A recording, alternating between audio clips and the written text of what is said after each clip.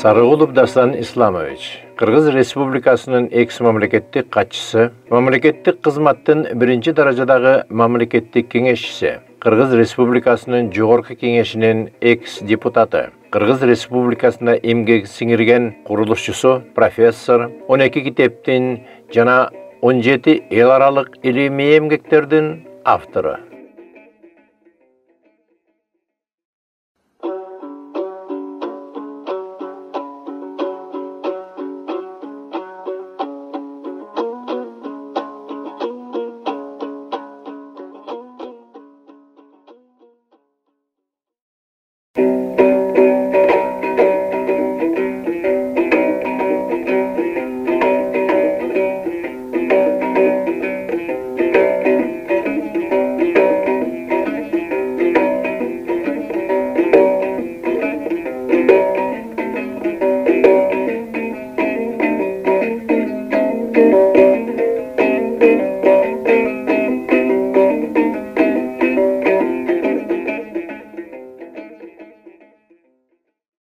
Дастанага өткөн берүүнүн уландысы сиз Белек Солтоноев аксакалдан токтогонсуз. Ошондон уласаңыз. Ошондон уласак мындай, бул кишинин эмгеги Кызыл Кыргыз тарыхы деп аталышта чыккан, жарык көргөн. Буга чейин кыскартылган китеби чыккан, азыр толук чыкты. Мына менин колумда толук. Ошол жерде өзгөртүүсүз дегенде. Толук ошо киши кандай жазса, ошондой кылып биякта чыгарылган. Бу киши эмне деп айтып атат да, мына мен окуп берейин. Баатырлар жоонун көптүгүнө карабастан согушуп, жоо кайда дегенден башканы билбеген. Аркасынан жараланса, качып барып жатып жараланыптыр деп, баласы болса да аны киши катарында көрбөгөн. Эгерде жараадары бет алдынан болсо, беттешип жүрүп жаралуу болуптур деп ыраазы болгон дейт. Эмне деген нарк болгон? Эгерде артыңдан жара алсаң, анда сен душманга качкан экенсиң да деп баласы да сыйлабай, ошолордун сүйөгү да көмүлбөй калчу экен. Эмне деген маселе? Жоокерчилик, кыргыз жоокерчилигин сыры кандай? Сыры мына ушунда турат да. Мына бу жерде айтып атат, жоо менен дайым кыргыз атчан согушкан дейт. Айбалта, сойыл чапканга, найза суюнганга, жаатканга өтө уста болгон. Кылычты көп керек кылбаган. Аны анчейин бычак катарында көрүп, жабдык деп ойлобогон дейт. Белек Солтоноев кылычты. Көрдүңүзбү кандай болгон? Ичин ок найза аралап кетсе, кишинин сийдигин ичирген, анан жоодан же алыс сапардан келген түнү катындын койуна жатпаган. Урпактарын ойлогон. Себеби бала начар болуп калат, кыйналган атасынан балага да таасир берет деген кандай терең мамиле келечек муундарга, келечек жоокерлерге болгон. Ошону менен катар жана кан төгүлгөн терс энергиялар да кошо келди да. Балким ошолор үчүн дагы кандай дейсиз? Кандай? Терс энергиялар, кан төгүлдү. Ооба. Кара нерсе болду. Туура. Албетте багы тукумуна таасир этпесин деген да. Негизи, тукумуна таасир этпесин, токтоо болсун, жанагындай тез мүнөздүү сапаттарга оолак болсун деп ошону ойлогонун белгиси. Мындай тереңдикте биз козгобойлук, эми муну көп адамдарга кереги жоктур. Бирок ушунун баары эмнеден кабарлайт? Жоокерчиликке өтө чоң көңүл бурулганын, өтө маани берилгенин. Эми ачык айтканда баатырлардын коомдо орду кандай болгон? Баатырлар калың атчан топ келсе, биринчи кимдин атынан алган? Баатырдын атынан алган. Анан кийин аксакал, манасчы, бийлер, анан көрдүңүзбү, бектер кийин болгон. Боз үйгө киргенде төргө биринчи 20 жаш болсо дагы баатыр. Себеби баатыр душман менен кармашып, ал жанын аябай. Өз жанына коркунуч болсо дагы эл үчүн курмандыкка даяр болгонун баалаган. даяр болгон баалыган. Ушундай да. Мына ошон үчүн кыргызда айтып атпайбы? Элине пайдасы жок, тирүүнүн өлүгү деп койгон. Бу дагы ошо жоокерлердин доорунан калган. Сен элиңди коргобосоң, элиңе пайдаң тийбесе, тирүү жүргөн бир өлүксүң деген мааниде. Карап көрүңүз, эмне деген. Тирүү жүрүп санда жок, өлгөнү менен көрдө жок деп жаман көрүшкөн адамдар. Байлыгы мүмкүн 2000-3000 жылкы кою болсо деле ал анча бааланчу эмес экен. Эгерде сен элиңди коргогонго жарабасаң, мисалы Манастан алалык, Жакып бабабыз бүт булганга чейин бала көргөн жок, андан жасыл айтылат го Манаста. Бирок бай болгон да абдан. Баркы анча эмес. Ошондон абдан кыйналганда, себеби эгерде сен душман келгенде балдарыңды бере албасаң, сенин эмнең пайдаң? Элге эмне пайдаң сенин? Ошон үчүн кыргыздар эркекти тилеген, чүкөнү чогулткан. А чүкө бул ийин козгойбуз, жоокерлерди машыктыруу, даярдоонун алгачкы кадамы болгон чүкө. Алгачкы кадамы болгон. Мен ушу китепке кайрылбай бир жерден дагы айтып коеюн. Жоокерчилик сапат жалаң эле эркектерге эмес, кыргыз аял затына дагы мүнөздүү болгон. Берде Белек Солтонович мынтип айтып атат. Анжиянга кыргыз келгенде көбү шаарга, кыштакка, өзбекке тентип кирип бекинген дейт. Бул калмактар жайында күтүүсүз басып келгенде жер которгон.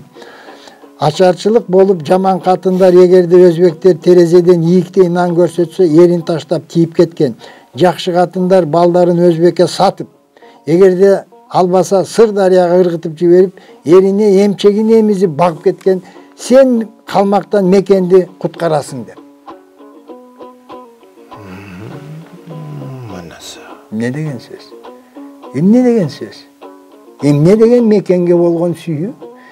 Биринчиден, эмне деген балдарын Сырдарыяга ыргытып, мен аман болсоң, мен төрөп берем сага, бирок сен мекенге душмандан бошотконго керексиң. Мен эмчегимди эмгин дагы, сен өлбөй тирүү кал деген. Кандай деп бааласак болот ушуну? Ойлонсок. Ооба. Караңызчы. Эми мунугу жоокерлер жөнүндө дагы мен маселени далилдүү кылып айтып берейин. Фиельструп деген этнограф, изилдөөчү болгон. А киши 1920-жылы китеп калтырган. Китептин аты «Из обрядовой жизни киргизов начала 20 века». Мындайча айтканда, кыргыздын 20-кылымдын башталышындагы турмуштарын иликтеген, ошондо сүрөттөрү бар берде, бир топ маалымат бар. Бу киши дагы НКВД тарабынан өлтүрүлгөн. Жок жеринен күнөөлөп, жала жаап, муну камап, ошол жерде кыйноодон өлгөн адам. Бу киши мынтип айтып атат. Эр сайыш жөнүндө мынтип айтып атат. По окончании поединка эр-сайыш между мужчинами происходит такой же поединок между женщинами. 20-кылымдын башында жалаң эле эр-сайышка эркектер түшпөй, эр-сайышты аялдар катышкан экен. Көрбөйсүзбү? Европада орто кылымдарда рыцарьлардын сайыштары болгон. Мына эр-сайыш мынтип айтып атат. Бәйде мүнөздөйт, найзалар кандай болгон, эки тарап кандай даярдаган. Женщины бьются так же, как мужчины, но чуть слабее дейт. Ну да. Мындайча айтканда, 20-кылымдын 20-жылдары эр сайышка аял заттар да катышкан экен. Кадимкүдөй бай алып, кадимкүдөй чопкут менен, найза менен бири-бирин сайып, бул эмнеден кабар берет? Бул айтып атат, кыргыз жоокерчилигинде аял заттын орду эркектердин кем болгон эмес дегенди түйүндүрүп атат. 20-кылымдын башында. Бул кандай деп айтсак болот? Кайсы элге мындай мүнөздүү? Бөлөк элдерди билебиз, орто кылымдарда абдан бай, соодагер болгон, бирок жоокерчиликке мындай маани берген эмес да. Ушунда бир маалымат бар Дастан ага. Баягы жоокерчилик мезгилде аял заты дагы эркектер менен кошо найза сынып жаатканда, жааттыш үчүн аялдар оң эмчегин алдырып койгон деген маалыматтар бар. Туура. Эми биз жакшы билебиз да, Манас бабабыз менен Кыз Сайкалдын сайыш болгондо. Бул эмнеден кабар берет? Манас бабабыз ошо киши менен тең сайышка түшкөн. Бул эмне деп муну түшүнсөбүз? Жоокерчилик, өнөр, касиет ал эң бийик коомдо бааланган. Эң бийик даражада турган. Себеби кыргыздын азаттыгын, кыргыздын эгемендүүлүгүн, көз карандысыздыгын камсыз кылган, жоого туруштук берген, кыргыздын келечегине жанын арнап, канын төккөн адамдар деген түшүнүк да. Ал коомдо ушундай болгон. Албетте азыр турмуш бөлөк, бирок мындай сапаттар дагы эле кыргыздын канында, эс тутумунда болуп келген. Мен Белек Солтоноев айтып атпайбы мүнөздөгөндө, кайсы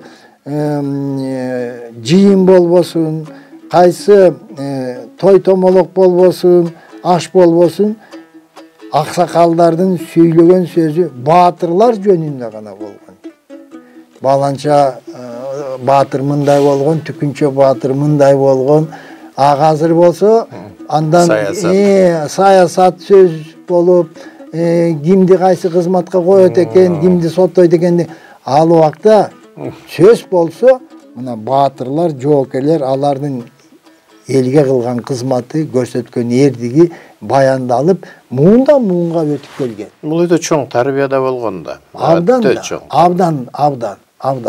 Эми дагы тарыхый булакка кайрылып, анан кийин сөзүбүздү улантсак, муну китепти Зеланд деген военный врач, аскер доктуру жазган. 1885 жылы чыккан. 1885. Тарышалык Россиянын убагында чыккан. А киши аскер доктур болгон, кыргыздарды абдан терең иликтеген, изилдеген врач катары, доктур катары. Анан айтып атат бу жерде. Температура, мындай дейт, выражение лица у кыргыза бодрое, тело кыргыза весьма закалено и обладает большим здоровьем и энергией, чем тело культурного человека, деп атат. Эми анда кыргызды маданиятсыз деп түшүнүп атканда булар. Балким Европаны айтып аткандар. Температура крови выше дейт. 1 градус кыргыздын дене табы нормадан 1 градус өйдүк. Биз муну билбейбиз, мисалы.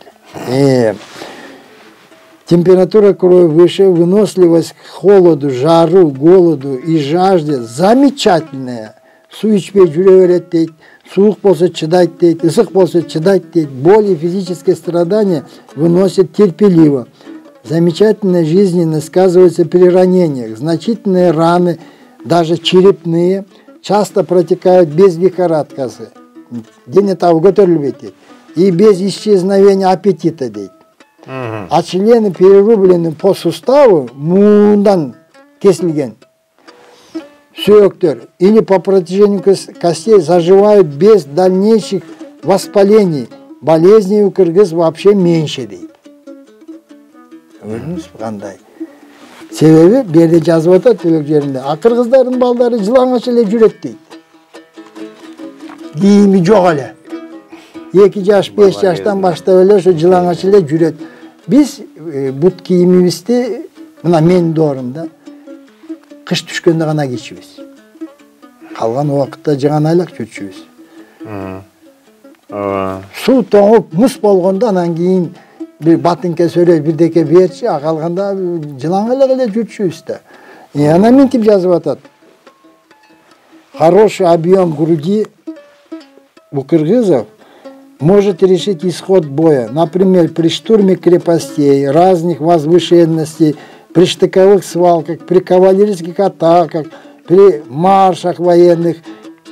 Удивительно то, что до сих пор мало обращают внимание на это. Но чын эле өпкө күчтүү болсо жарайт да, өпкө күчтүү болбосо, канча күчтүү адам болбосун, ал ынтыгып эчтекеге жарабай калат да. Ошон үчүн бул врач байкаган экен.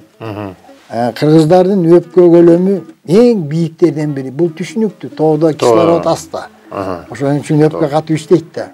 Анан берде айтып атат, бул жоокерчиликте бул тагдыр чечет дейт. Себеби жарым саат, керек болсо 1 саатка чейин өпкө ынтыкпай, адам жоокер ынтыкпай согушка жарай берет деген мааниде.